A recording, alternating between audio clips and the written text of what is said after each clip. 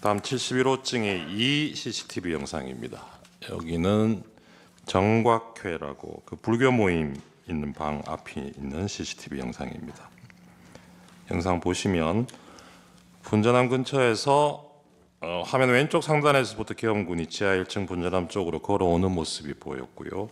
두리번거리면서 분전함을 찾다가 화면에서는 보이지 않지만 화면 우측에 위치한 분전함을 찾은 것으로 보입니다. 나머지 군인들을 뒤따라와서 확인을 했고 전력을 차례로 차단한 후에 자리를 떠나는 장면입니다. 이렇게 차단한 결과 1시 6분 49초부터 1시 12분 47초까지 5분 48초 동안 계엄군에 의해서 국회 본관 지하 1층이 단전됐습니다. 네, 다음 74호증의 6 보도 영상입니다. 앞에 보도가 나간 후에 해당 언론사에서 김현태 본인을 취재한 결과 이 텔레그램 대화방이 자신이 실제 운영한 대화방이 맞고 당시 국회의원 진입을 막으라고 대화방에서 지시한 것은 그 국회로 출동하는 헬기 안에서 사령관의 지시를 받고 대화방에 그대로 적어둔 것이 맞다고 확인해 준 내용입니다. 보도 내용 보시겠습니다. 지난해 12월 3일 밤 11시 46분 김현태 707 특수임무단장은 특임단 지휘부 약 30명의 텔레그램 단체 대화방에서 본회의장 막는 게 우선, 진입 시도 의원 있을 듯, 문 차단 우선 등을 지시했습니다. 이때는 김 단장이 헬기에 있었고 국회 착륙 3분 전이었습니다. 김 단장은 당시 지시에 대해 SBS에 이렇게 말했습니다. 헬기 그 시끄러운 상황 속에서 23시 33분에 전화를 받으면서 거기서 뭐 말씀하시는 거를 까먹지 않으려고 복명 차원에서 이제 그 방에 남긴 건데, 다만 의원 차단 지시를 대화방에 공유한 건 맞지만 헬기에서 복명했던 내용은 SBS 보도 전까지 전혀 기억하지 못했다고 해명했습니다. 그 뒤에 텔레그램 방에 보시면 제가 내부에 진입하지 말고 외곽 공세만 하자 이렇게 남기는 거 있잖아요. 저는 이제 본연에 처음 출발할 때 받은 임무였거든요. 그래서 저는 그것만 생각나서 일단 뭐 봉사한 다음에 전화하면 또 지침 주겠지 이런 생각으로 아예 기억을 못하고 있었어요. 김 단장은 지난해 12월 국회에선 이렇게 말했습니다.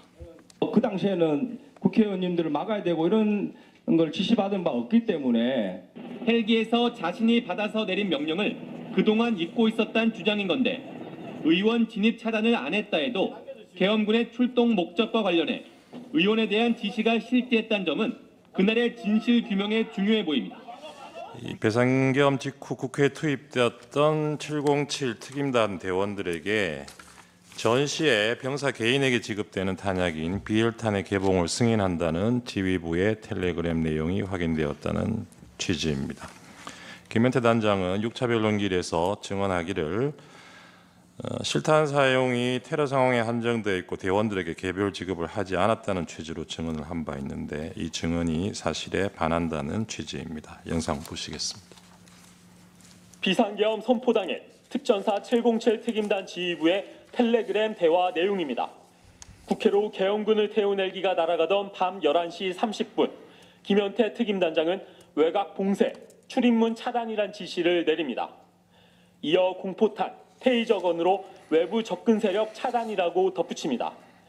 16분 뒤 이번엔 진입 시도 의원 있을 듯이라며 문 차단 우선, 이후 진입 차단 막고라고 적었습니다. 국회의원들의 본청 진입을 막는 게 임무란 점이 분명히 드러납니다. 11시 49분 국회에 세 대의 계엄군 헬기가 착륙했습니다. 당시 국회 본청 앞은 계엄군 진입을 막으려는 시민과 취재진, 보좌진들로 이미 가득 차 있었습니다. 그런데 707 특임단이 국회에 도착한 지 16분 후 텔레그램 대화방에 사령부에서 비열탄 개봉 승인이란 메시지가 뜹니다. 현장에 가져온 비열탄을 개봉해 즉시 사용할 준비를 하라고 지시한 겁니다. 비열탄은 전시의 병사 개인에게 지급되는 기본적인 탄약 휴대량을 뜻합니다. 이날 국회에 투입된 707 특임단 대원은 모두 197명. 이들이 가져온 탄약은 5.56mm 보통탄과 공포탄 등 3,300여 발에 달했습니다. 김현태 707 특임단장은 그동안 실탄 사용은 테러 상황에 한정돼 있다며 대원들에게 개별 지급을 하진 않았다고 밝혀왔습니다. 그래서 그 실탄 가져갔던 거는 국회에 도착하셔가지고 본청 좌측면 한 곳에 쌓아두고 정문 쪽으로 이동하셨다는 거죠? 그렇습니다. 네.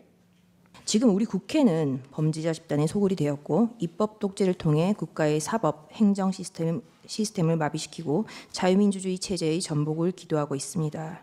자유민주주의의 기반이 되어야 할 국회가 자유민주주의 체제를 붕괴시키는 괴물이 된 것입니다. 라고 하였습니다. 또한 저는 북한 공산 세력의 위협으로부터 자유 대한민국을 수호하고 자유 헌정 질서를 지키기 위해 비상계엄을 선포합니다. 라고 하였습니다. 지금 현재 국회 현황입니다. 의제 233호 중에 69입니다.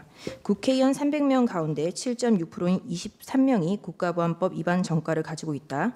더불어민주당 19명, 조국혁신당 2명, 국민의힘 1명, 무소속 1명. 최초 당선인 기준으로 현재 구속된 조국혁신당 대표도 포함하는 수치다. 이 중에서 징역형을 가장 길게 받은 사람은 민주당 박선원 의원과 진성준 의원이다.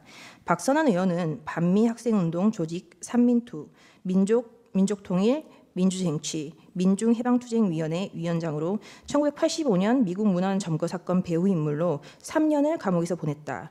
문재인 정부 때는 국가보안법 전과자 출신인데도 국가정보원 기획조정실장 1차장을 역임했다.